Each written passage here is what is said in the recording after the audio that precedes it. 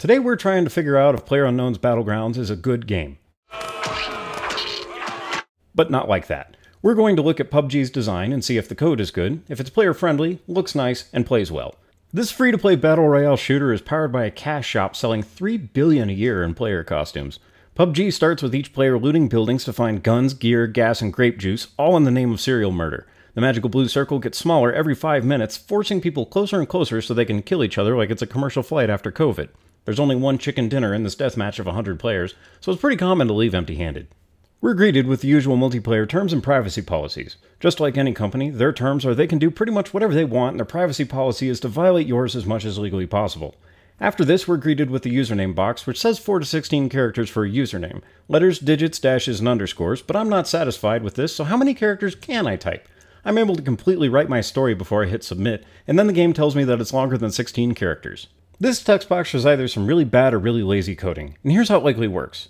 At the very start, we can see the confirm button is grayed out. As soon as you put something in the box, the button is enabled, so they're checking character count every time you type. This character check is only making sure you have something in the box, no matter the length.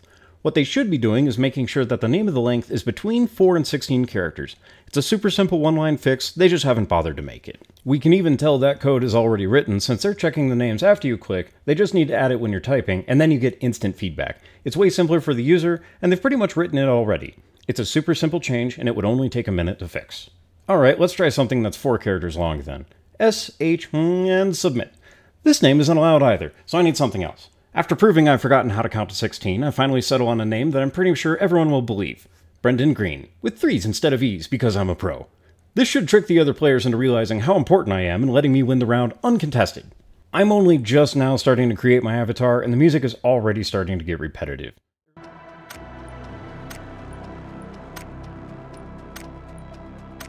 reminds me of the Pacific Rim theme where they found one really awesome riff and then just loop it over and over again. We have a pretty basic set of faces, styles, and hair colors to choose from. You get your choice of 6 attractive male or female underwear models with inoffensive hairstyles and hair colors. You can see the seam around the neck from them gluing heads to those ridiculously fit mannequins from the mall. Well, then, create. And I'm naked. Now you can say you've seen Brendan Green in his underwear to impress and confuse your friends. I'm immediately greeted by 3 notifications, half the buttons say new underneath them, and there's lots of flashing movement on the screen. This is a lot of information, and it's fairly typical for any low-budget cash shop-based battle game.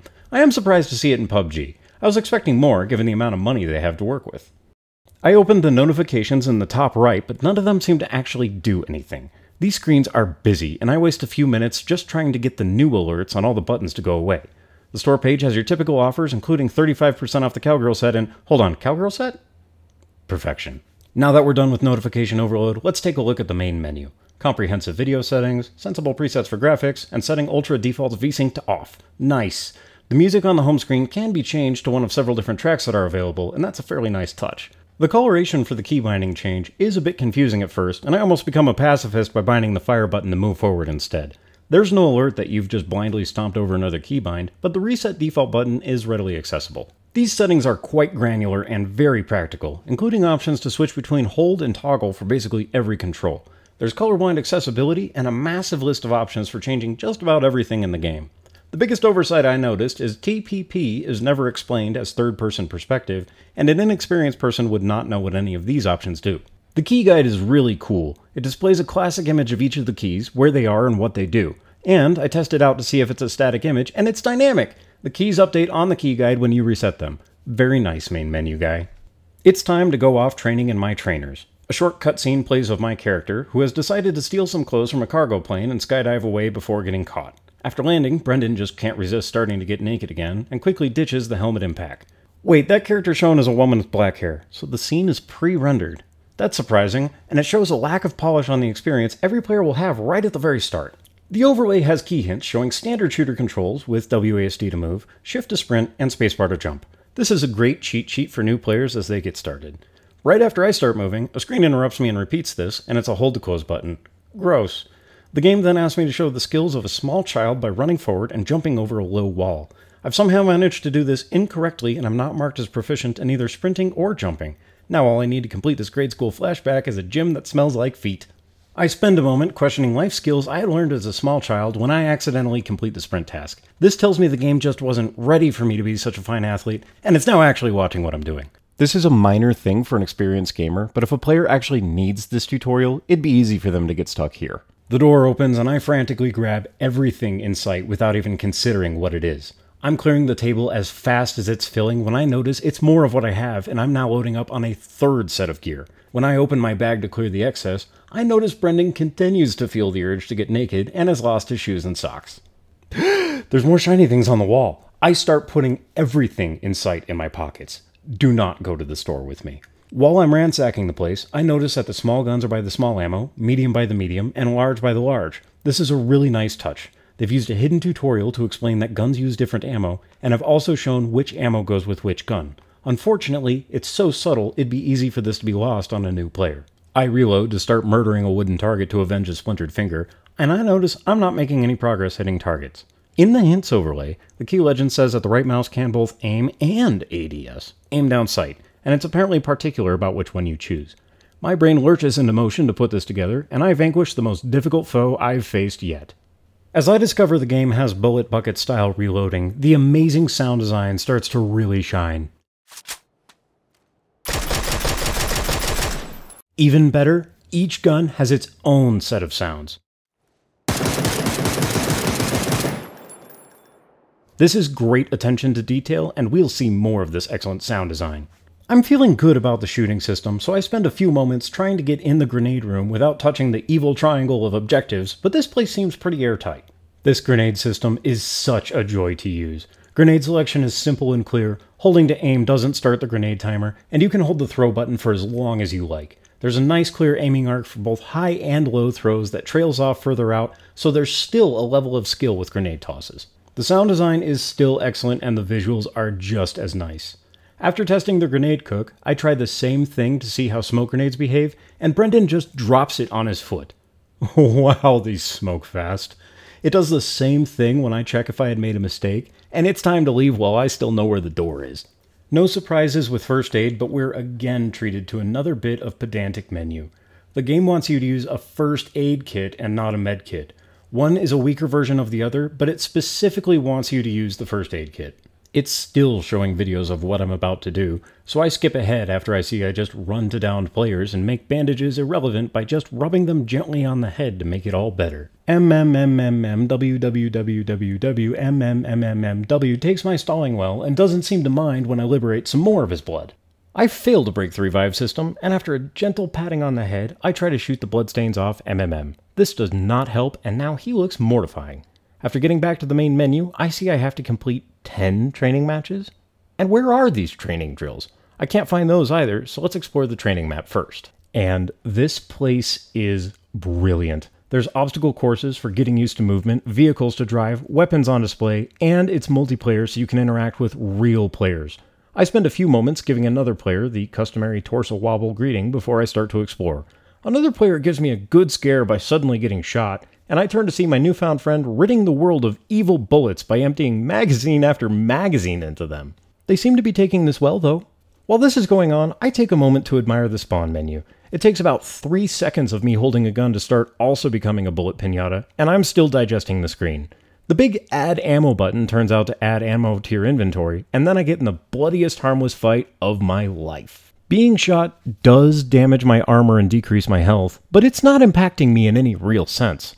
This is genius. Players get a chance to interact with other players in the game itself in a controlled environment. The blood spatter seems excessive at first, but it makes for a really nice hit indicator to let you know you're on target and is visible at range. After some more exploration, I find a targeting range. It looks like there's some vehicle targets in the distance too. There's a secret bit of great design here. All of the targets are moving back and forth at exactly a player's run speed. A fence prevents me from testing, but I have a feeling that the car targets move at exactly the same speed as cars, and that lets you practice on realistically moving targets. While I'm exploring, I notice a particular little red marker on the HUD, and it's for mechanical offset? Neat! A quick explanation of mechanical offset. Sight is here. Bullet comes out slightly lower, here. Wall is too close? Bad times. The red circle lets you know you're about to hit right in front of your face, and it's a nice solution for third-person shooting. This game has shown some great design patterns so far. Good UI, excellent level design, and very subtle cues. Which ones do you want to hear more about? Comment below and let me know. As I'm exploring this fantastic sandbox area to learn the game, I notice an oil rig in the distance. It's not easy to get to it, so I want to get to it. This place has an extensive interior, but there's no way in? I check it out on the map, and it's the Aim and Sound Lab. Oh, neat. Let's see if the map teleport takes me in. It does, and there's 2 very cool practice modes here. We'll experiment with both. The shooting lab is amazing for learning more about gun damage, aiming, and how to be most effective with your particular gun. This whole training map is actually built to help train you, and now it's time to talk about this game's biggest strength and its biggest weakness, the sound. Up to this point, the game has had very good accessibility. Colorblind support, screen magnification, visibility aids, but the sound is another matter. I'm seeing sound as a major component, and I haven't even actually played a match. You show off your gun kata in this exercise by shooting at the guard that you think is making the sound. This is an excellent use of stereo design, but I have a family member who is completely deaf in one ear. He'd be otherwise capable of playing this game, but the stereo is absolutely useless if somebody is partially deaf or even just has really bad stereo speakers. This is a major design oversight. There's no option in the menu to turn on visual cues for sounds, and you're pretty majorly hobbled if you can't tell where sounds are in a round. Here's a moment in my first AI match where stereo sound saves me and I'm able to get the kill.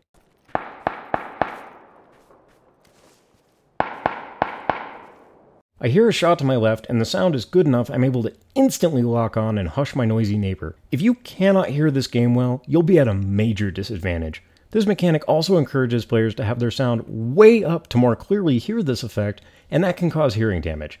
2 marks against the sound mechanic, and I get a score of 13 on this drill, whatever that means. And now it's time for the real deal. I queue up and I'm dropped into a waiting room for my first real, actual simulated imitation round. I start chasing a guy in dino pajamas for a thumbnail and check out the overlay.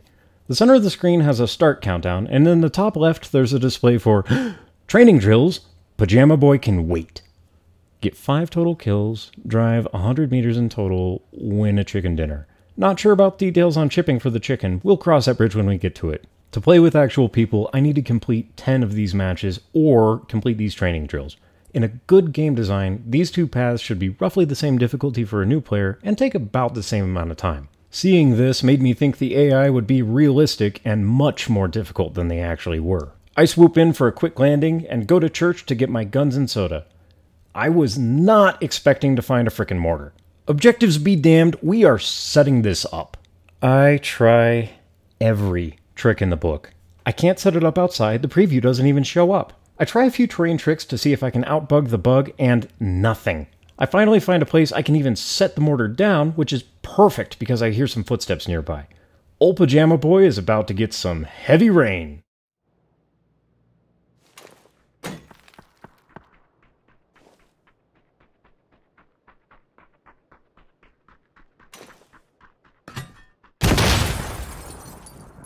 I should have seen that coming. But 1 out of 10 rounds down. Sweet, I got stuff. It's important to get players accustomed to these rewards early so they miss them later and will pay for that rewarding feeling. Match 2. I'm chasing down Reptar for a thumbnail when I'm distracted by the clown and scarecrow. Yep, that is properly unnerving. And as the clock hits 0, I get my thumb. Now I'm a programmer, and that means I optimize solutions. And I know the optimal way to stay away from the edge of the big circle is to land dead smack in the middle of the map. There's no tree collision, by the way. An NPC lands about 20 feet away from me, clips into a fence for a moment, and then I get my first kill ever. Brendan is still not happy wearing pants, so he takes a moment to slip into something a little more comfortable. Now he's looking like a proper warrior. The next 5 minutes play out almost exactly like DayZ. I pick up a surprising supply of weapons from the members of the HOA, tiptoe my way out to a field, and then run like hell while getting shot at by someone I can't see. I am way too pressed for time to really engage anyone I'm hearing around me, and the game is quite insistent in reminding me that I have 1 minute before inevitable death. I help another NPC from needing to worry about reaching the circle in time, offer to help carry his things, and damn, my thighs look amazing. So far, the circle has been shrinking so quickly, I'm not too worried about getting shot in the back, judging from the number of dying NPCs. Not being able to run fast enough yet again reminds me of my school running tests. Maybe the tutorial was right to be disappointed in my sprinting skills. As death closes in, I get the crap scared out of me by the only other NPC I've actually seen in 10 minutes. Brendan scores some more breathable clothing and outruns the wall of blue pain like a perfect action hero. After making sure I'm MLG ready by slamming an energy drink and doing some painkillers, I do the same in-game and get ready for the final 5. My tactics here are horrible for PvP, but I'm playing against robots. If you'd like to see more on these differences, comment below. I bring 3 down to 2, and then I'm actually quite impressed by an AI backtracking to get behind cover. I won! Oh, now that was absolutely perfect. I've driven over 100 meters, killed exactly 5 NPCs, and I'm getting mailed a whole chicken, so clearly I'm ready to play a real round. I keep seeing the game talk about maps, plural, so I spend a few minutes seeing what my choices are before choosing from all one of their apparent options. There's some cryptic options above the play button that turn out to be first and third person play, and below that you can choose solo, open team, or closed team matchmaking as well. We're into our first real round, and it's time to see if the Brendan Green strategy pays off. My teammates are clearly marked, so I take the time to quickly introduce myself before the round starts, and we're off. It's safe to say that Solid Snake and gentleman who takes his COVID precautions very seriously will have a better sense of what's going on than I do, so my strategy is this. Follow them, shoot what they shoot, and this almost immediately goes off the tracks. One player bails early, and the other bails way late. I follow one of them to the ground and almost land on another group and have to write off the entire compound if I actually want to live. The rest of the round, I frantically follow the rest of my team around like a dog follows the messiest eater at a family dinner, picking up loose scraps. Ooh, another mortar! I'm not ready to be hurt again. Big Country 1 makes off to a church, and I have a big brain moment looting piles ahead of him while he goes to the basement. Ah, I see. While I was upstairs messing with the farmer's bird gun, my teammate was down here arming to the teeth at Our Lady of St. Carbine. After following my teammate to a loot box, I decide it's time for me to look as useful as I am, so I dress up as a small bush. I'm hanging out the side of my best friend's ride when I hear this lovely bit over voice chat. There's people in that compound down there. That's where I just took this car from. Don't go there. Well, too late. Oh boy.